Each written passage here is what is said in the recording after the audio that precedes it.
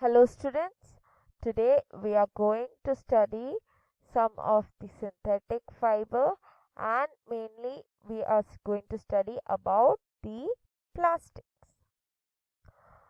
So the last synthetic fiber that was left was polyester. The polyester is made from treating alcohol with some organic acids.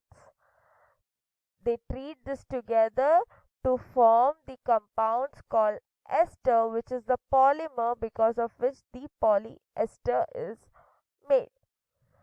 So, how is polyester made? It is made by combining alcohol and some organic acid, which forms ester, which are the polymers used in making the polyester fibers. There are some polyester brands like Terylene, Dacron, Terene polyester. These are some of the brands or some of the types of polyester. Where is the polyester used? You can see the shirts, the stretchable shirts, the spandex shirts, which you use nowadays are normally made of polyester. Now, let's see some of the uses of polyester. The polyester is used in making magnetic audios, video cassettes, and floppy disks. These are the discs that was used in earlier times. Nowadays, it has been not used, but earlier times we had these disc, magnetic audio, video cassettes, and floppy disk in the place of CDs. Nowadays, you have CDs, you have pen drives, but earlier we used to have floppy disk and video cassettes in which we used to save the videos. So these were mainly made up of polysters, and this polyester is also used for making shirts, saris, and many draperies, curtains, etc. It is also used for the windshield or the front covering of the helmet, the protective sheet of the helmet. So these are some of the uses of polyester. So till now we studied about various synthetic fibers and its uses. Let's see what are the overall properties or overall uses of synthetic fibers. So advantages of using synthetic fibers are they are strong, they can retain their original shape, they are elastic, soft, their color you can dye it into whatever color you want, it won't fade. As some of the fibers that you use, its color fade as soon as one washes over, but in synthetic, as it can hold the color for a longer time, you can obtain the synthetic fibers in many colors. It is cost efficient, it is cheaper as compared to the natural fiber. So these are some advantages of synthetic fiber. Now, what are the disadvantages of synthetic fiber? They do not absorb moisture. They whatever synthetic fiber, the stretchable fibers you see, they do not absorb moisture that often, because of which the heat is trapped inside our body. That's why when you wear the synthetic clothes, you feel more warm, as the sweat inside your body is not absorbed, and because of which the heat that is present inside your body is trapped inside. Now, some synthetic fibers have a rough feeling, and that's why it is not used for pajamas or some innerwears. So, as it do not traps the heat, it feels rough and it is dangerous. Always remember, never wear a synthetic fiber near fire or where there is fire, because it catches fire easily, and due to this they melt easily. That's why in synthetic fibers you cannot use iron. So these are some of the disadvantages of synthetic fibers. So till now we studied about the various synthetic fibers, its advantages, disadvantages, and where all they are being used. Now let's go towards the next topic, that is plastics. Nowadays wherever we observe that there is plastics in the play sets, the bottles, water bottles, plastic bags, buckets, everything that is around us are normally made of plastics, right? So what is this plastic? What are they made up of? What are its uses, and how does it harm us? Let's study about it. Now, the plastics are mainly of two types, thermosetting plastics and thermoplastics. So, what are these two types of plastics? Let's study about it. The first is the thermoplastics. They are also known as thermosoftening plastic. You can just remember it as thermoplastic. They can be molded easily. Giving heat, they can be molded easily. They can, when they are given heat, they can be molded according to our wish, and when it cools down, it comes back into the solid state. So when you heat it, it becomes a liquid which you can mold according to whatever you want, the tubes or pipes or the toys, etc. But after they cool down, what can happen? They return to their original state. So these are some of the properties of thermoplastic, that you can mold them when you give them heat, and when you cool down, according to what you have molded, they take the shape. Now these are some of the examples of thermoplastic, or where they are used: plastic cups, plastic spoon, toys, food containers, plastic tables, plastic daily use item. These are some of the places where thermoplastics are being used. Normally you can say everything that is around that is made up of thermoplastic. They can be molded easily according to what you want.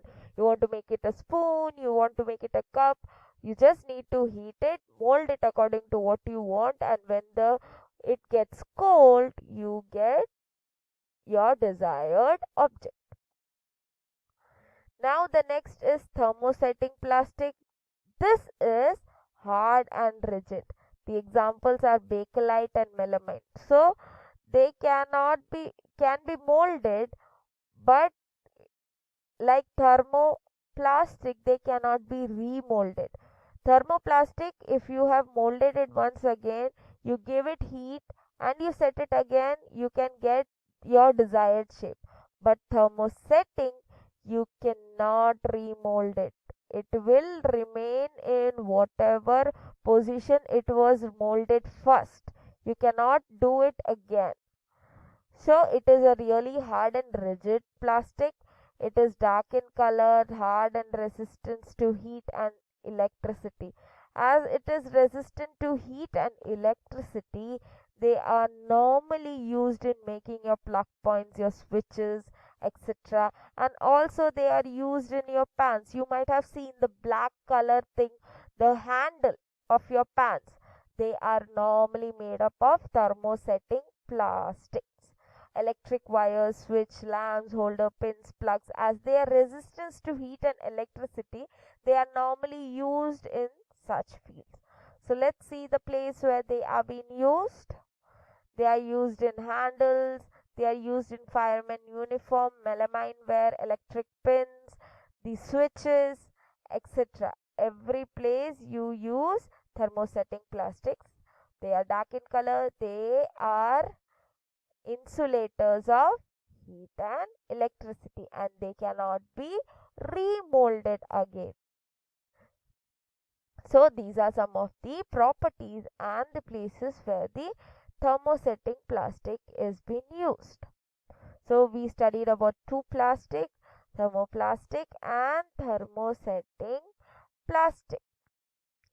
Now, as we all know, nowadays we are totally dependent on plastic. Our house only, there are many things that are made of plastics. So, what are the uses of plastics in our daily life? Or what are the properties which makes us use these plastics? Yes, they cannot be corroded. Corroded means they do not react with the atmosphere like the iron, and they do not get easily disturbed, or they do not get bad. So the plastic, they resist corrosion, they do not get corroded easily. They can resist high temperatures. Nowadays you have plastics that is used in ovens. They can insulate heat and electricity. They are in insulators of heat and electricity, we saw it. They are elastic, they can be recycled, they are not reactive to chemicals and water, they are water resistant, and they are soft when heat. These are some of the properties of plastic. So here are some disadvantages of plastic. They do not dissolve in water. That's why when you throw a plastic inside the water body, it remains inside the water for a longer time. It do not decompose easily. It do not mix with the soil. So not only water, the normal soil, it do not mix easily. So if we try to burn the plastic, it will give you a really black smoke, which is harmful for the environment. So it is harmful for the soil, water, as well as for the wind or the atmosphere. It pollutes the environment, and it takes thousands of years for the plastic to break down. It is non biodegradable. Biodegradable means the substance that can be broken down easily, or that can be decomposed easily, but the plastics take around thousands of years to break down, and it pollutes land, soil and water, and it melts. And if we keep hot water or hot food inside the plastic, what will happen? It will react with food and make it unsuitable for us to eat. So it is advised not to put the hot things inside the plastic. So with the increase in population, the demand of plastic is also increased.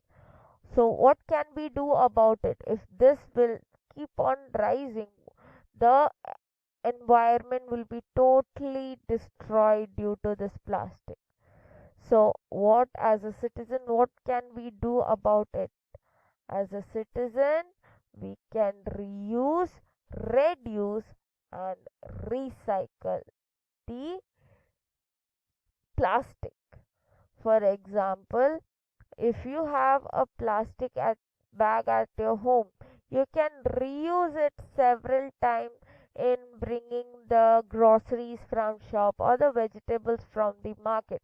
You can reuse the plastic. In this way, you reduce the use of plastic in your daily life. Like for example, when you go to a market or a grocery shop in which you buy something, they tend to give you plastic. If you save that plastic and reuse it the next time, it will save your money, as well as it will save the atmosphere, like you are using less amount of plastic after that. Reduce the use of plastic and recycle. Use the plastic in, if it's, for example, nowadays we can do artwork from plastic bottles, etc. So we should recycle the plastic bottles or the things that are made from plastic in other things. So these are the 3 R's that you should remember. So today we learned about the 2 types of plastics, where they are being used, the use of plastic, the disadvantage of plastic, and how we can reduce the pollution by the 3 R's, by keeping in mind the 3 R's. I hope you all understood. Thank you and have a nice day.